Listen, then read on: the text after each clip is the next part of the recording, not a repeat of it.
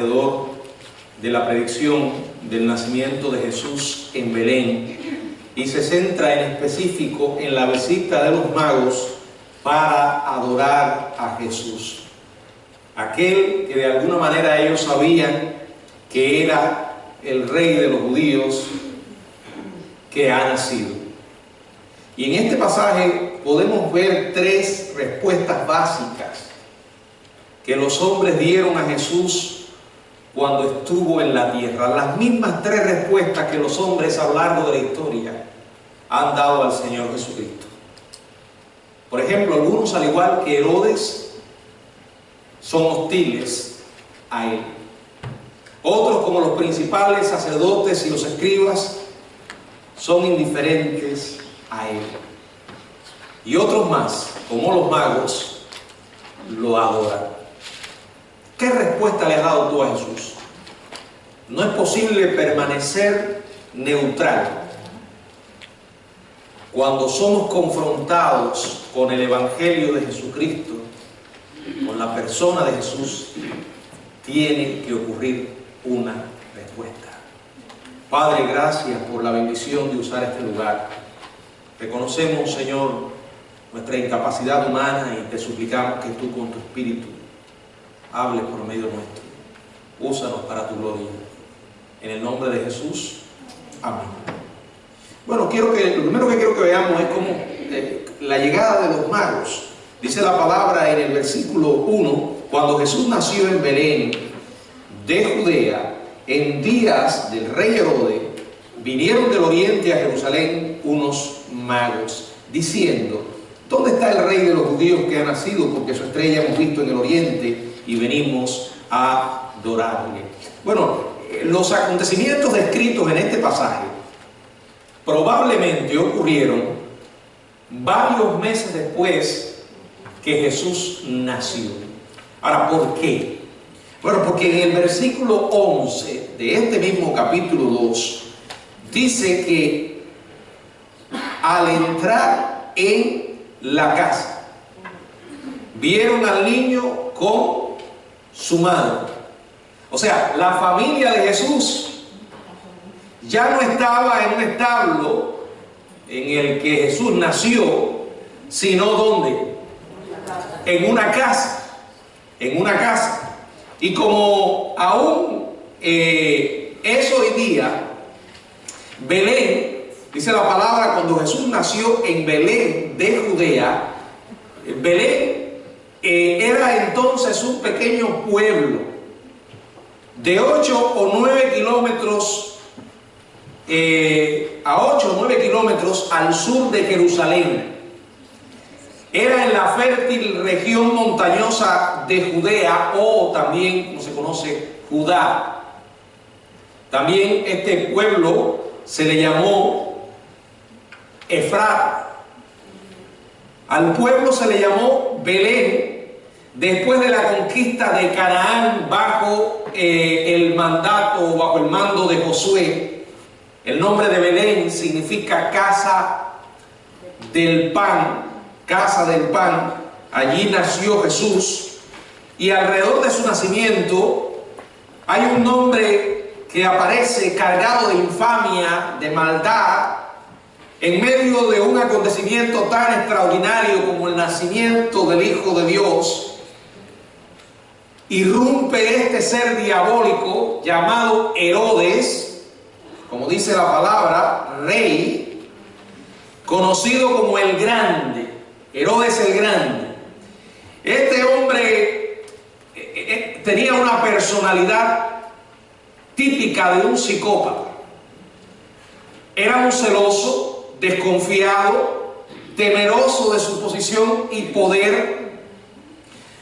Era un tipo que experimentaba una especie de paranoia, desconfiaba de todo el mundo.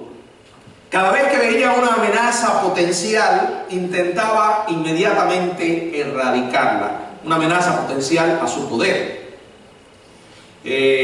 Por ejemplo, hizo ahogar al sumo sacerdote Aristóbulo, quien era su cuñado, o sea, era hermano de su esposa Mariana, Después el tipo hizo asesinar a la misma Mariana, luego a su suegra, la madre de ella, y a 2 de sus propios hijos. Oye, piensen esto. ¿Qué clase de personaje era Herodes? 5 días antes de su muerte, hizo ejecutar a su tercer hijo. Hizo que encarcelaran a los ciudadanos más distinguidos de Jerusalén poco antes de morir. Dio órdenes que esos prisioneros fueran ejecutados el mismo momento en que él muriera, para garantizar de que la gente llorara en Jerusalén. O sea, que hubiera un duelo en Jerusalén, aunque no fuera por él, pero quería que la gente llorara. Este fue el tipo que mandó a matar a todos los niños menores de 2 años que había en Belén y en todos sus alrededores, con la intención de eliminar cualquier amenaza a su poder, a su trono, por parte de aquel quienes los magos dijeron que era el rey de los judíos que ha nacido. Jesús nace en la pequeña casa del pan, en circunstancias hostiles, con el diablo siguiéndole e intentando detener el propósito soberano de Dios. Sin embargo, en medio de este ambiente, la Biblia registra, y todos lo conocemos en esta época, porque si algo nos faltan en los dramas navideños, son los magos.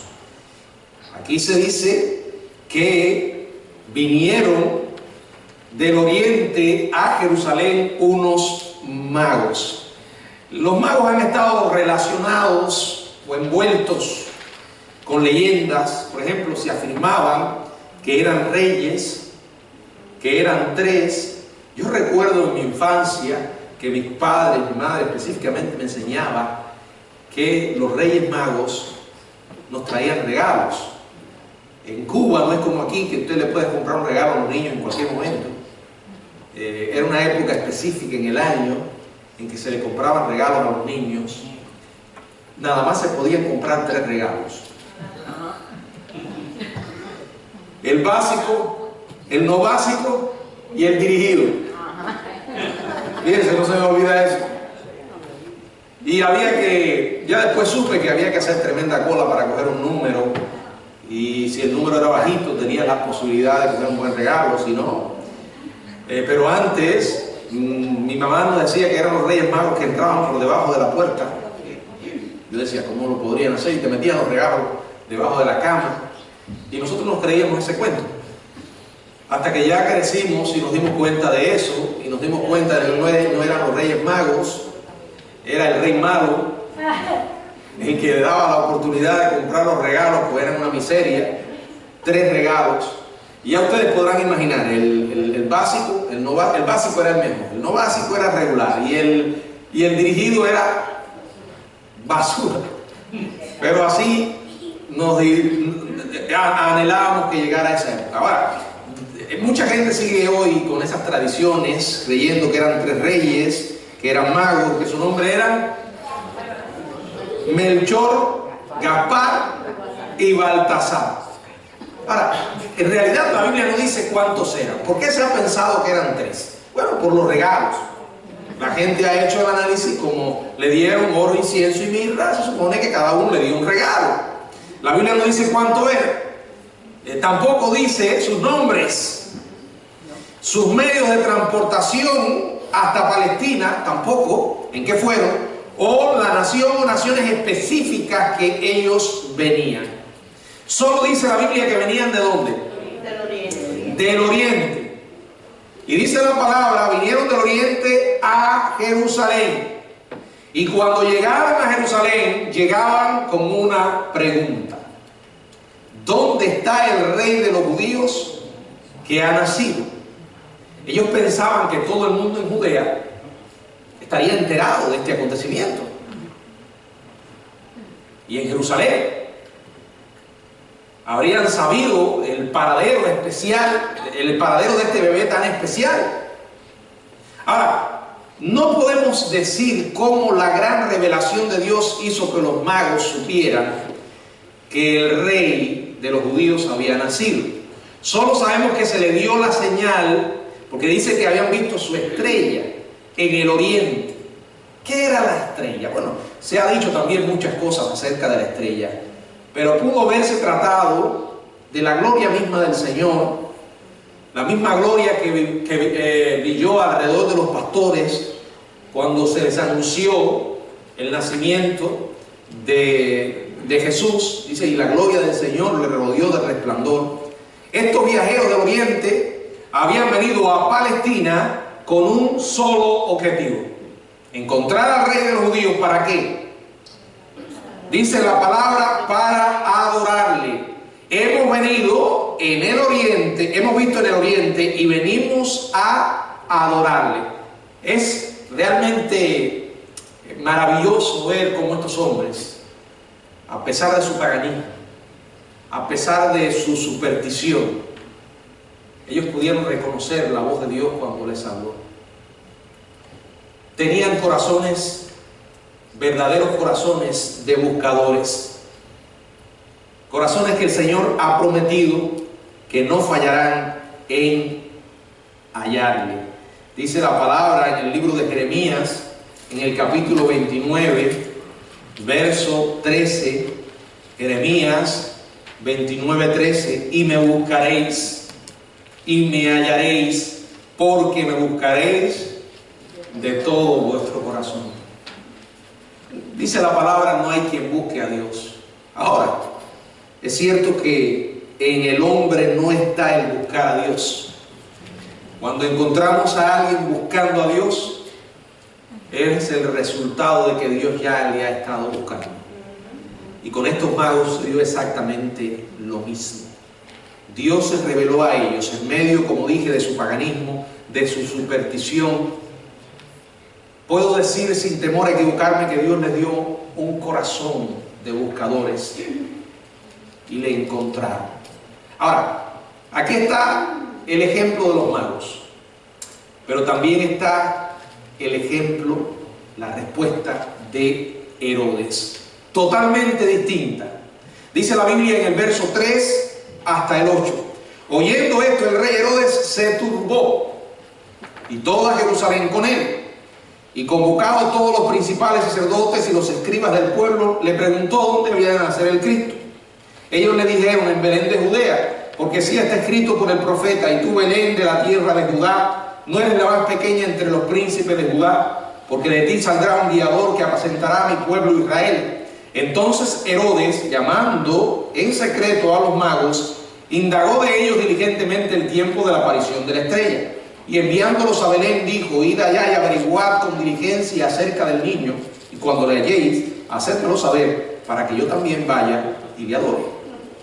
Mientras que los magos se regocijan en oír del nacimiento de Jesús, ¿qué pasó con Herodes? Dice la palabra que oyendo, que se turbó. Este personaje tan diabólico, que ya les conté acerca de lo que había hecho.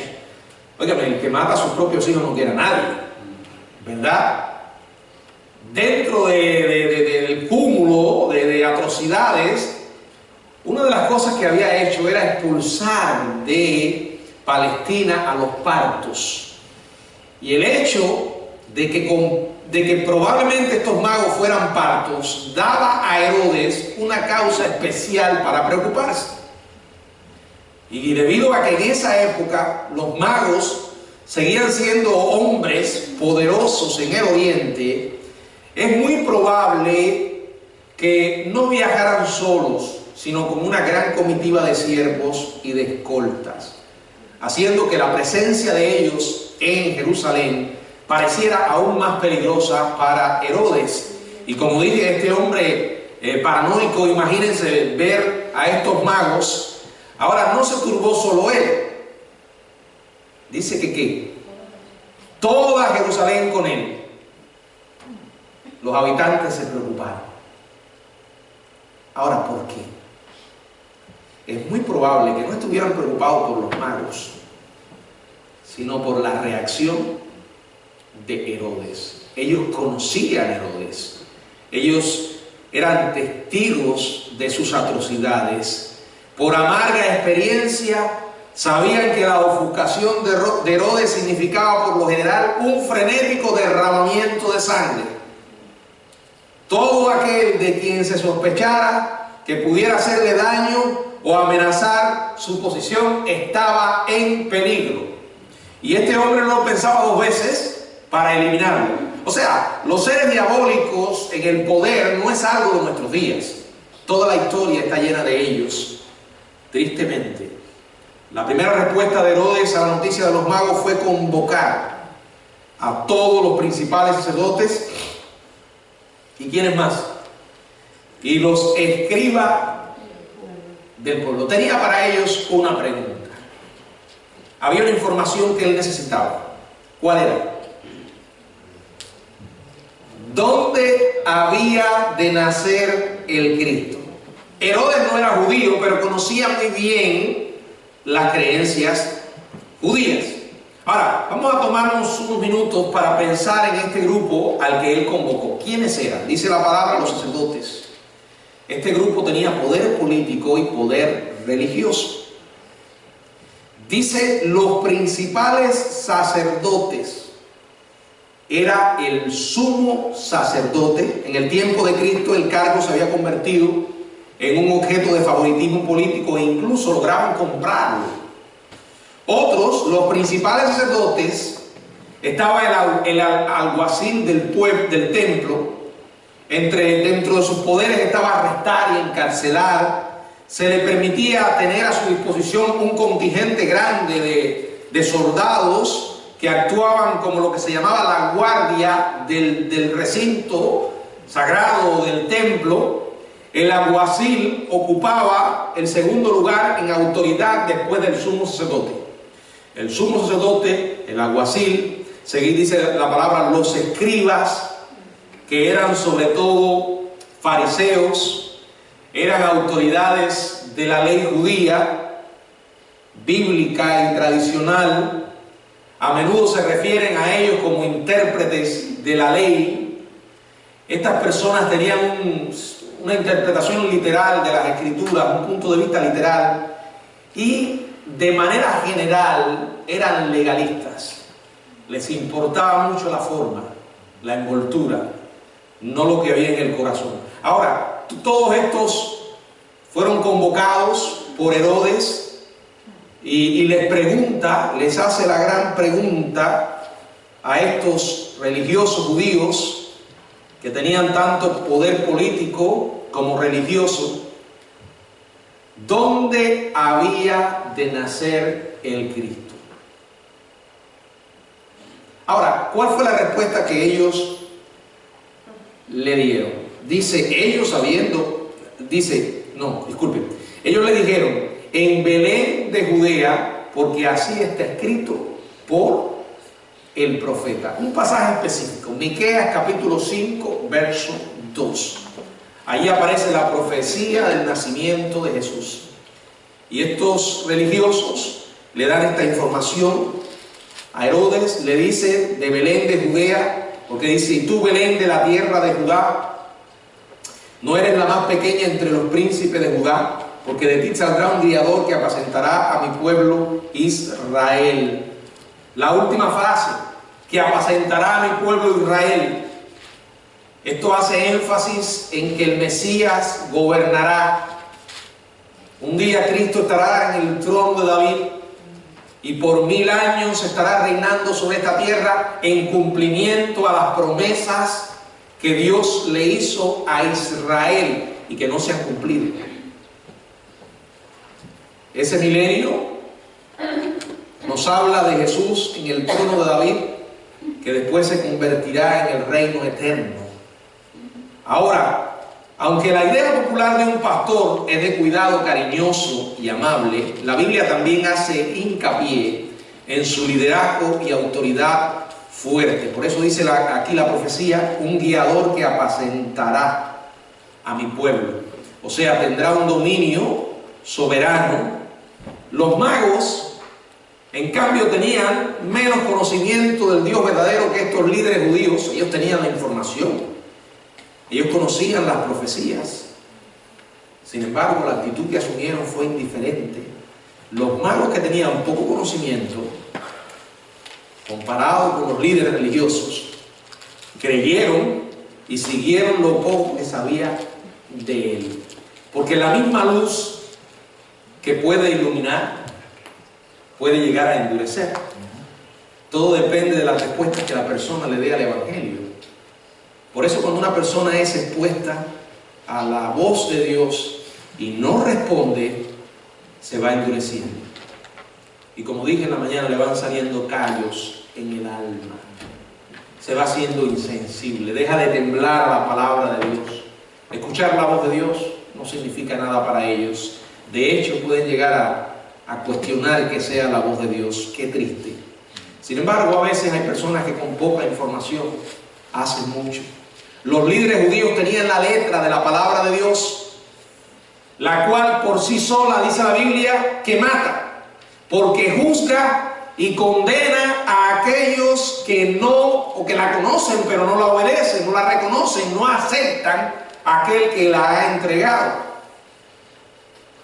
Después que Herodes recibió la información que buscaba de parte de los judíos, ¿qué hizo? Tuvo una reunión secreta. ¿Con quién? Con los magos.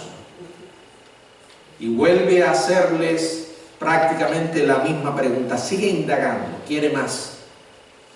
Quiere conocer ahora el tiempo de la aparición de la estrella. ¿Por qué? ¿Saben por qué? Porque el tiempo de la aparición de la estrella le iba a indicar a él la edad del niño que había nacido. Y entonces les dice en esa reunión: continúen con su misión, pero por favor después regresen y me informan lo que encontraron. Quiero saber del niño. ¿Para qué? Quiero saber la ubicación exacta del niño. Fíjense, parecía que tenían una buena intención, para que yo también vaya y le adore. Eso es una descarada mentira, ¿verdad? Cuando los magos, otra vez obediente al Señor, no le informan a Herodes, dice la palabra que él se siente burlado, se siente ofendido. ¿Qué hizo?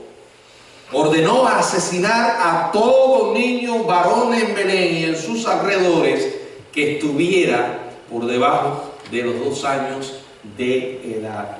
¡Qué barbaridad! Dice el verso 16: entonces Herodes, cuando se vio burlado por los magos, se enojó mucho. Bueno, primero, no fueron los magos los que se burlaron de Herodes. ¿Quién fue? Dios. Dios mismo, que no permitió que sus perversos planes se llevaran a cabo.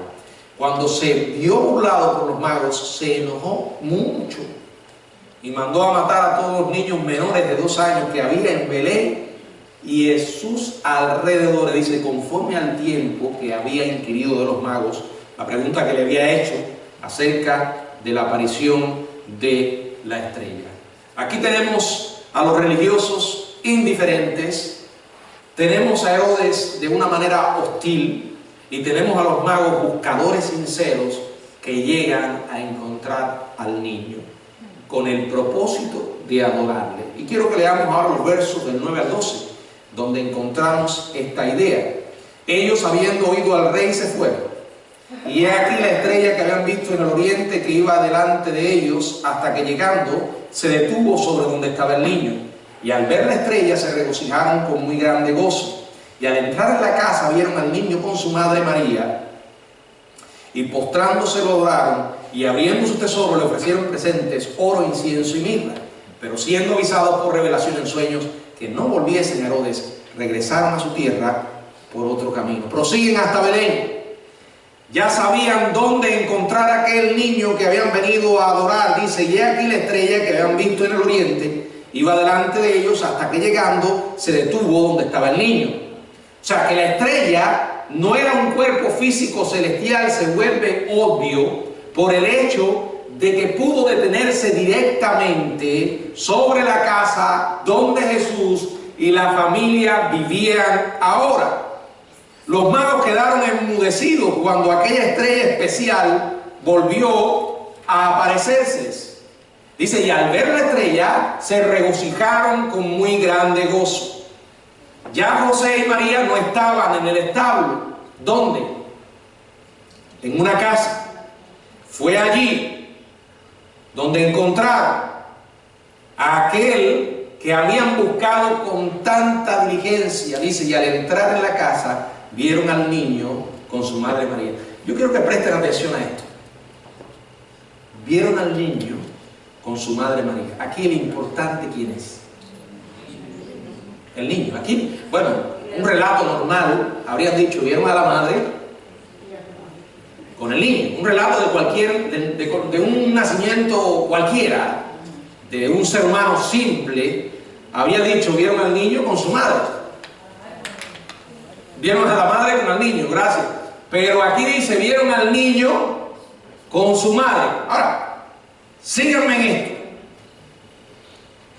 Verso 13. El ángel del Señor le apareció en sueños a José y le dijo, levántate, toma al niño, otra vez, y a su madre. Verso 14. Y despertando tomó de noche al niño y a su madre. Verso 20, levántate, toma al niño y a su madre. Verso 21, entonces se levantó y tomó al niño y a su madre. Aquí no hay error. Una tras otra se nos va recordando que lo importante en la historia es el niño, no la madre. El objeto de adoración es Jesús. Fíjense que dice aquí que ellos postrándose lo adoraron. ¿A quién? Al niño, no a María. Ellos sabían mejor que Cornelio, quien trató de adorar al apóstol Pedro, ¿se acuerdan en Hechos 10:25? Y que aquella multitud en Listra intentó ofrecer sacrificios a Pablo y Bernabé. Ellos adoraron a Jesús. Solo Él era Dios y solo Él era digno de adoración. Por eso es absurdo que usted diga que va a celebrar la Navidad y de alguna manera desplace a Jesús del centro de la Navidad, porque es el nacimiento del niño, el nacimiento del Salvador. El importante es Jesús, no es María, no son los pastores, no es José, no es Santa Claus, es el niño, es el niño, porque solo Dios es el digno de adoración, no hay otro. Y aquí no solamente le adoraron, dice que traían regalos, tesoros, oro, incienso y mirra. Ya les dije, debido a estos tres regalos, es que alguna gente ha pensado que eran tres magos. Los regalos fueron una expresión de adoración, nacida de la abundancia de corazones que adoran y están agradecidos. Por eso yo siempre digo, usted no puede conocer a Cristo y no ser generoso, porque inmediatamente que uno tiene un encuentro con el Dios vivo y el mensaje de salvación, Juan 3:16, porque de tal manera amó Dios al mundo que ha dado, el Dios de la Biblia, nuestro Señor, es un Dios generoso. La Biblia en miniatura es Juan 3:16. Y es un mensaje de Dios dando. Por eso usted no puede conocer eso y decir, no doy. Por eso cuando yo me encuentro algunos que están en contra del diezmo o de las ofrendas, el problema que tienen es mucho más grande que no querer dar dinero. No, porque es una expresión de adoración. Estos magos no podían ver a Jesús e irse. sin adorarle. Y ellos trajeron tesoros. ¿Y a quién se lo dieron? A Él. Si Dios dio por nosotros lo más grande que tenía, su precioso Hijo, cualquier cosa que nosotros demos no vamos a quedar siempre cortos, hermanos. Y no hay excusa para dejar de dar. No hay excusa. Cuando usted encuentra a una persona que está tratando de buscar la manera de crear una teología que le justifique a no dar, yo siempre digo que cuando yo me encuentro a alguien que dice yo no creo en el diezmo, miren, todas esas personas que dicen que el diezmo no está en el Nuevo Testamento, que no creen en el diezmo, ¿sabe cuál es el problema que tienen? Que no quieren dar nada. No es que digan, no, yo no creo en los diezmos, pero yo creo en las ofrendas. No. Esas personas están graves. Porque hay implicaciones mucho más profundas que el simple hecho de dar material. Es una actitud de adoración. ¿Qué hizo Jacob? Abraham, primero. Abraham dio los diezmos, no porque nadie lo mandara. No había una ley que dijera eso, él lo quiso hacer como una expresión de adoración. Y después Jacob dijo, si tú vas conmigo y me bendices, yo te voy a separar mi diezmo. O sea, lo estaba haciendo para adorar, con gratitud. Con gratitud. Aquí los tres presentes nos dicen algo: oro, incienso y mirra. A lo largo de la historia, el oro se ha considerado el más preciado de los metales y es símbolo universal de valor y riqueza. Fue un símbolo de nobleza y realeza. Mateo hace énfasis en Jesús como rey, el rey de los judíos, rey de reyes, honrado de manera apropiada con obsequios dignos de un rey, el oro. Él es rey.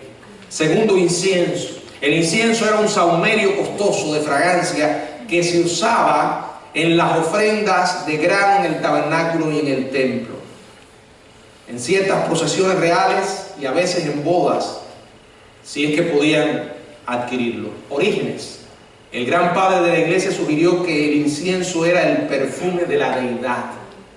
Se nos recuerda que es rey, que es Dios. Y dice la palabra, la mirra. Era un perfume no tan costoso como el incienso, pero aún valioso. Algunos intérpretes sugieren que la mirra representa el regalo para un mortal, resaltando la humanidad de Jesús.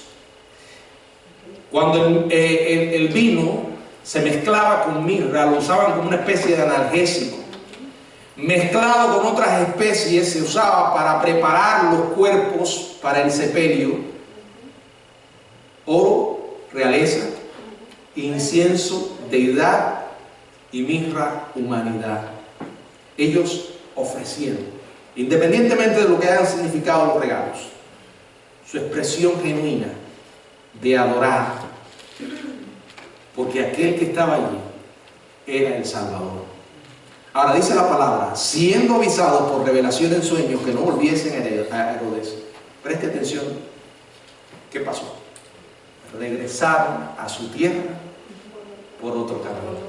Yo veo aquí una implicación espiritual grande, y es esta: todo aquel que tiene un encuentro con Jesús regresa a su tierra por otro camino.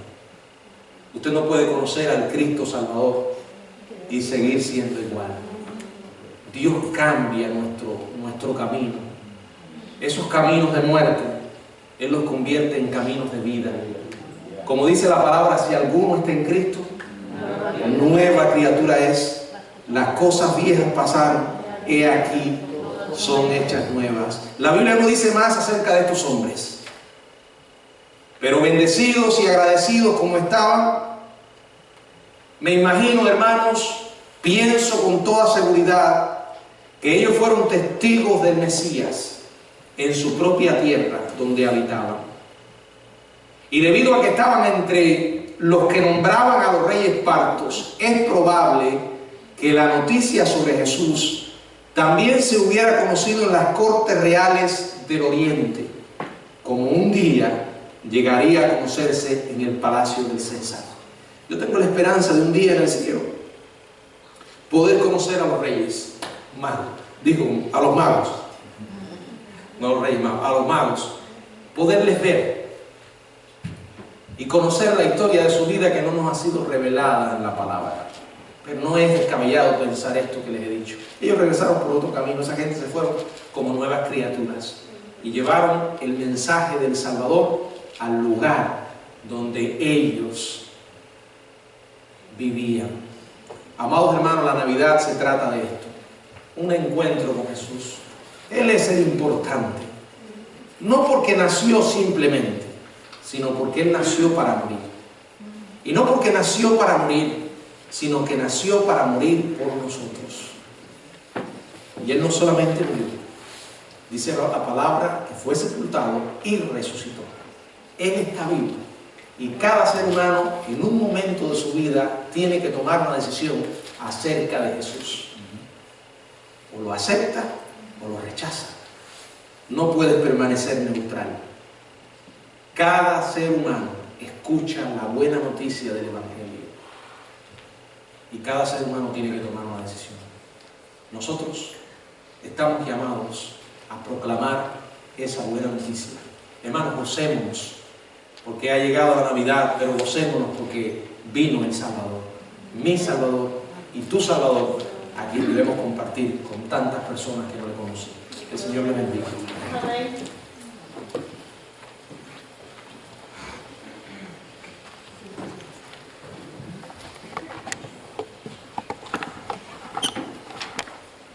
Para culminar con nuestro servicio esta noche, el hermano Mario nos va a dirigir en el último himno y lo va a pedir a la hermana Ana Rodríguez que nos pueda despedir en oración.